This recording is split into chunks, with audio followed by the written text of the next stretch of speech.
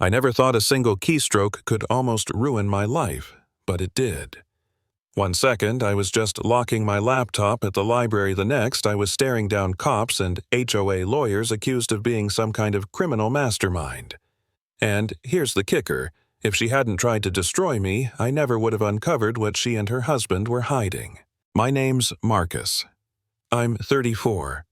I work in cybersecurity, and I live in one of those picture-perfect suburban neighborhoods where the lawns are manicured, the mailboxes all match, and the HOA thinks they're running the White House.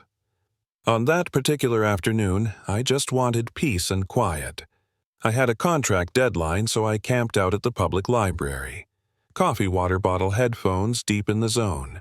Then she sat down Linda Carter. HOA President Queen Bee. The kind of woman who looks like her hair would survive a hurricane blazer too stiff for a Tuesday face pinched like she smelled sour milk. I felt her eyes on me immediately boring into the back of my neck. I ignored it. I've lived long enough to know big black man in a quiet white space you get stares. Whatever. I had work. But the moment I stood up to use the restroom, I pressed Windows plus L to lock my screen. Normal. Automatic. And then it was like a grenade went off. She screamed, accusing me of hacking, of being a threat. Everyone in the library froze. Heads popped up over bookshelves, students gawked, the silence shattered. She jabbed her finger at me like we were in a courtroom drama. "He's dangerous! He's hacking into the government!" she shrieked. My ears rang from the suddenness of it. I tried to keep calm, told her, "Ma'am, I just locked my computer," but that only fueled her rage. She called 911 right there, performing for everyone around us, voice shaking in fake terror. "There's a threatening man here. He might have a weapon."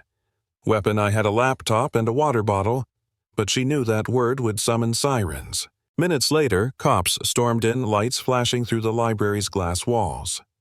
2 officers, one young and jumpy with his hand on his gun, the other older, weary like he'd seen too much. Linda ran to them, pointing at me like I was an escaped convict. "That's him. That's the man who threatened me." I raised my hands, slow, deliberate, my heart thudding. The younger cop looked ready to cuff me just for breathing. The older one asked flat, "Sir, what's going on here?" I explained. Calm, voice, steady, eyes.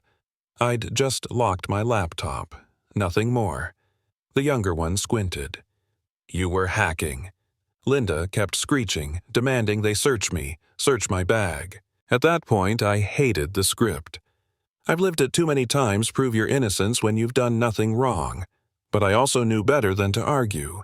I offered conditions. I'd unlock the laptop myself, no one touches it, the librarian present, and witnesses recording. It wasn't defiance, it was survival. When I typed my password, the very act that set this whole nightmare off, the code on my screen looked like Matrix nonsense to anyone else. But to me, it was just client work. The older cop even recognized a bit of Python. His son studied it in college. For a second, the tension cracked. And that's when it happened. Linda's eyes flicked to a folder sticking out of my bag. The second she saw the label, her face drained white. Pure terror. That reaction burned into me. This wasn't random paranoia. She knew something. The cops left, finally convinced I wasn't some cyber terrorist, but I couldn't shake the look on her face. Later, when a student airdropped me video of the entire encounter, I rewound that exact moment, her panic at seeing that file. The folder was marked Vidian Dynamics. Vidian was more than just a client. I'd been digging into them off the clock, suspecting them of running a pension fraud scheme. A friend's grandfather had lost everything, his retirement gutted. That folder held notes from my months-long investigation. And Linda was the CEO's wife. Suddenly, her meltdown made sense. She wasn't just scared of me. She was scared of what I might find. After that, things got uglier.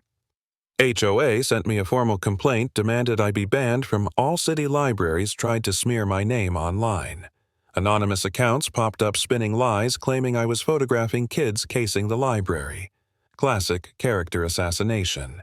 And for a moment it worked. Neighbors eyed me differently. I caught whispers when I walked down my street. That's when I hit my lowest point. sitting alone in my apartment scrolling through comments that painted me as some predator. I felt it all crash down. Maybe I should just leave, pack up, move out, disappear. Why was I risking everything for this? Maybe she was right. Maybe my kind didn't belong here. For a night, I actually believed it. But then, I met Mr. Henderson, the retired mechanic who lost his pension to Vivian. Sitting across from him in a cheap diner, hearing him confess the shame he carried for trusting those suits, something snapped back into place. He wasn't ashamed because he failed. He was ashamed because men like the CEO and women like Linda had stolen his dignity. That fury, that injustice, it reignited me. I couldn't walk away, so I pushed back. I traced the IP of the smear account. It led straight to Vivian headquarters. Amateur mistake. Through LinkedIn and Facebook, I found a weak link, Tim, a junior IT tech. He'd been roped into Linda's dirty work. Nervous, drowning in debt, desperate for approval. Perfect pawn. I met him at a noisy bar, cornered him gently. "She made me do it," he whispered, eyes darting around. Exactly what I needed. I convinced him he wasn't disposable, that he could be a whistleblower, not the fall guy. It took days of encrypted chats, but finally he agreed to help. The plan was insane. He had a service ticket to fix the CEO's office coffee machine, a golden excuse to get near the private server. Hidden under the desk, humming away, was the jackpot. He plugged in a tiny network tap, copied everything while pretending to wrestle with cables. All while Linda and her husband sat feet away arguing about a subpoena they'd just received. The timing was perfect. While he fumbled with fake wires, they screamed at each other about offshore accounts about her shopping trips lining up with his trips to Zurich. They were panicking, and Tim walked out with a flash drive full of secrets. When he handed me that drive, I barely breathed. The contents were explosive. Emails, transfers, ledgers, all showing exactly how Vivian looted pension funds and laundered money through Linda's shopping sprees. Designer handbags. Diamonds art. Her lifestyle wasn't luxury. It was business. She was the launderer. And I had proof. But I wasn't content to hand it off quietly. I wanted them to see the face of the man they'd tried to crush. So, with my lawyer Rachel, I arranged a meeting at their mansion. Bold, maybe reckless, but necessary. Walking into that glass palace, I felt the shift. I wasn't the man cornered in a library anymore. I was in control. Linda sat stiff on a white sofa, silk dress perfect, but eyes blazing with hate. She sneered the second she saw me, like I was still beneath her. I placed a tablet on the marble table, tapped the screen. One by one, images appeared. The diamond necklace she wore to a gala purchased with pension money. The wire transfer to her secret credit card. The offshore account it came from.